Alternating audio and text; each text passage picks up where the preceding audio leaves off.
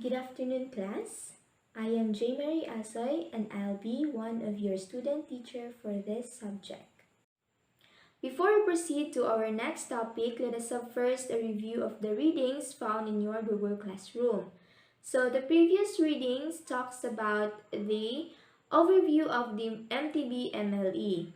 Mother tongue is defined as the first language of the child or the native language of the child, while the multilingual education refers to the non-formal or formal education of the child in which the mother tongue and additional languages are used in the classroom.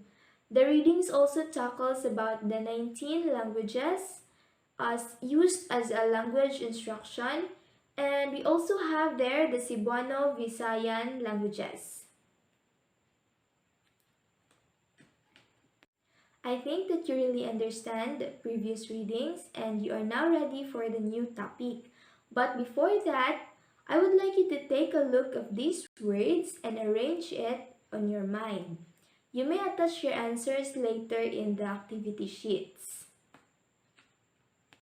For today's video, we will be tackling about the ultimate goals of MTB-MLE based on the DepEd framework of MTB-MLE.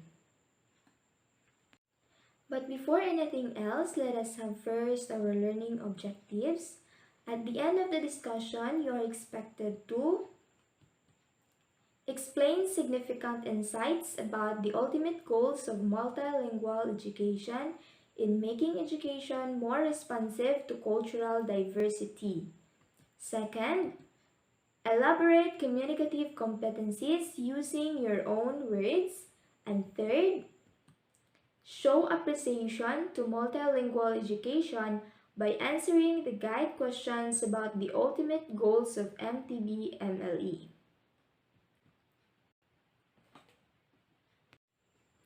Now, what are the end goals of MTB-MLE? We have first, lifelong learning, which means learning as long as a person lives. This means that learning outside the four walls of the classroom or learning everywhere. And then second is communicative competence, in which the learner's ability to understand and use language correctly and appropriately to communicate in real-world situation. Now we have Del Hymes. So who is Del Hymes? He introduced the concept of communicative competence in the year 1966, and he defines communicative competence as nothing but the potential of a language user or learner to communicate effectively or in the right way with the other language users or learners. He emphasizes also in his theory that communicative competence that does not include only in speaking the grammatically correct language, but also one which is socially accepted and appropriate. So, in short, this means that the exchange of informations between two persons should not only be clear and grammatically correct, but also socially accepted and presentable enough. But before Del Hymes, there is Noam Chomsky in his notion that competence meant the mastery of language user to deliver utterances just like the native language speaker or listener case. So, however, many critics found Hymes' theory more realistic than Noam Chomsky, and they accepted it. So, they believe that with so many discrepancies in learning, teaching, and methodology, it is really hard to achieve pure competency.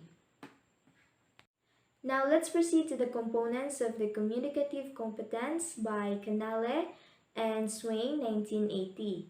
First, we have the grammatical competence, in which it is concerned about the mastery of linguistic code, the verbal or nonverbal, which includes vocabulary knowledge as well as the morphology, syntactic, semantic, and phonetic.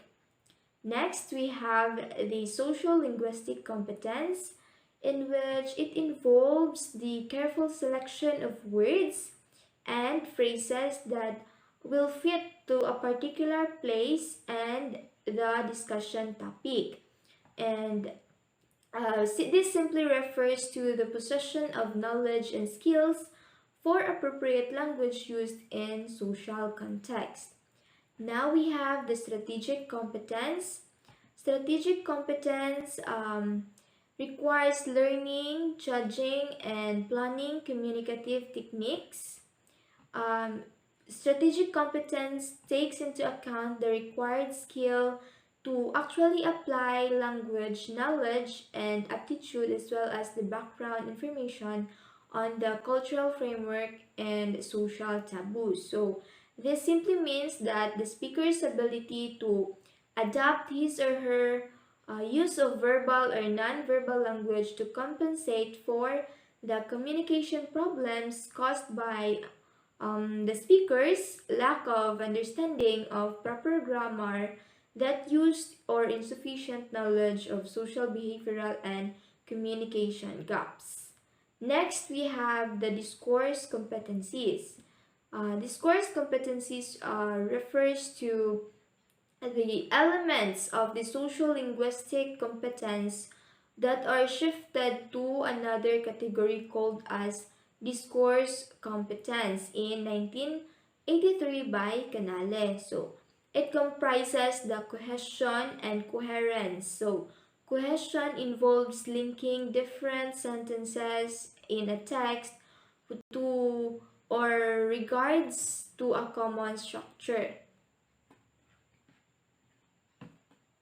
Okay, so the two big goals of MTB-MLE can be achieved by: first, we have the cognitive competence; second, through academic competence; and third is through second language development. Now we have the learning area standard of MTB-MLE, in which this emphasizes the use of mother tongue appropriately and effectively in oral, visual, and written communication in a variety of situations and for the variety of audiences, context, and purpose, including learning other contexts, subjects, and languages, demonstrative appreciation of various forms of literary genre, and take pride in one's cultural heritage. Next, we have the key stage standards. So, key stages are at the end of grade 3 and at the end of grade 6 and at the end of grade 10. So, mother tongue as subject is taught only until by grade 3, hence has only one key stage standard at the end of grade 3. So, by the end of grade 3, students will enjoy communicating their first language on familiar topics for a variety of purposes and audiences, usually vocabulary and phrases. So, they can read L1 text with understanding and create their stories and text in L1. Now we have the bridging process, in which DepEd defined this process as transitioning from learning one language to another. It also refers to the use of L1 as the initial medium of instruction and gradually introducing L2 or the second language until either L1 or both L1 and L2 are used in the media of instruction. So there are two kinds of transition. We have the early exit transition, which refers to the L1 or the first language is the medium of instruction for 2 to 3 years, then shift to second language or the third language as MOI, only practiced in the Philippines. Next, we have the late exit transition, which is L1 or the first language is the MOI for 5 to 6 years old or more, then switch to L2 or L3 as a mode of instruction. We also have the grade level standard. So in K1 or kinder, Students demonstrate skills in phonological and phonemic awareness, alphabet knowledge, sound letter, correspondences, decoding, vocabulary, and comprehension. Now we have in grade 1, students in grade 1 can be able to demonstrate basic communication skills in talking about familiar topics using simple words. They can be able to understand spoken language for both nonverbal and verbal cues, and they have also the ability to understand basic vocabulary and language structures. They can also develop the reading process, writing system, and they will be able to appreciate aspects of one's culture. Now we have in grade 2, grade 2 pupils can demonstrate basic communication skills in talking about a variety of topics using developing vocabulary. And they can also recognize simple to complex spoken language using verbal and non-verbal cues. And they can understand vocabulary and language structure, understand the cultural aspect of the language, read and write simple and short literary and informational text. And we also have the last, we have here the grade 3. Grade 3 students demonstrate communication skills using expanding vocabulary and phrases. They should show understanding of spoken language in different contexts using both verbal and non-verbal cues. They should recognize vocabulary and language structures. We also have cultural aspects of the language. And then we have reads and write literary and informational text.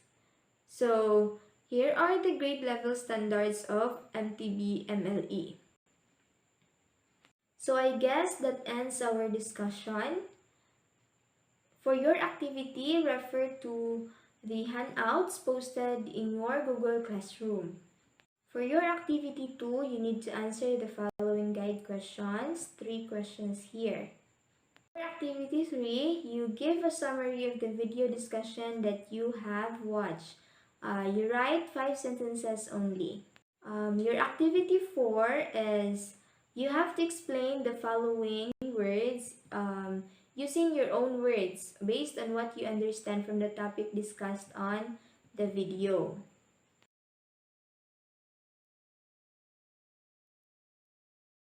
Lastly, for your assignment, you research more about the Cebuano-Visayan phonetic spelling system and give 10 examples of Visayan words. As Frank Smith quoted, "One language sets you in a corridor for life. 2 languages open every door along the way." That's it for today, class. Thank you so much. God bless.